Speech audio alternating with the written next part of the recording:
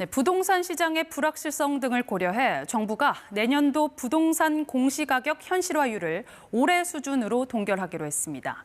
이에 따라 내년 부동산 보유세 부담은 올해와 비슷한 수준에서 시세 변동분만 반영될 전망입니다. 김지숙 기자의 보도입니다. 서울 마포구의 한 대단지 아파트입니다. 올해 초 12억 원대까지 거래됐던 59제곱미터 아파트 값은 최근 14억 원에 거래됐습니다. 10% 정도 가격이 오른 건데 내년 공시가격 역시 다시 높아질 가능성이 큽니다. 옛날에는 16억까지 거래된 게 12억까지 거래됐다가 다시 조금 반등하면서 한 14억까지 거래되고 있었고요.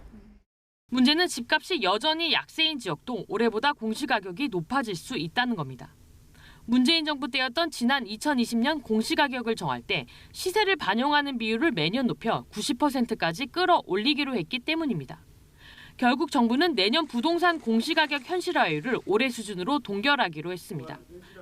기존 계획대로라면 아파트 공시가격 현실화율은 내년 75.6%가 돼야 하는데 6.6%포인트 낮췄습니다.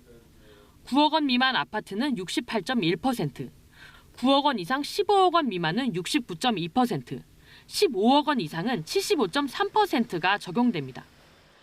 최근 지속되고 있는 거시 경제 여건의 불안정성과 부동산 시장의 불확실성을 고려하고 금리 인상, 물가 상승, 가계부채 증가 등에 따른 국민 부담을 덜어드리기 위한 조치입니다.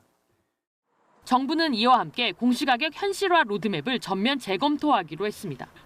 부동산 가격의 급락으로 공시가격이 시세보다 높아지는 상황을 방지해 국민의 일반적인 기대를 깨지 않겠다는 겁니다. 또 부동산 가격에 따라 차등 적용되는 현실화율이 공정성에 문제가 있다는 인식입니다. 정부는 내년 1월부터 이를 위한 연구 용역을 진행하며 근본적 개편 방안은 내년 하반기에 발표할 방침입니다. KBS 뉴스 김지숙입니다.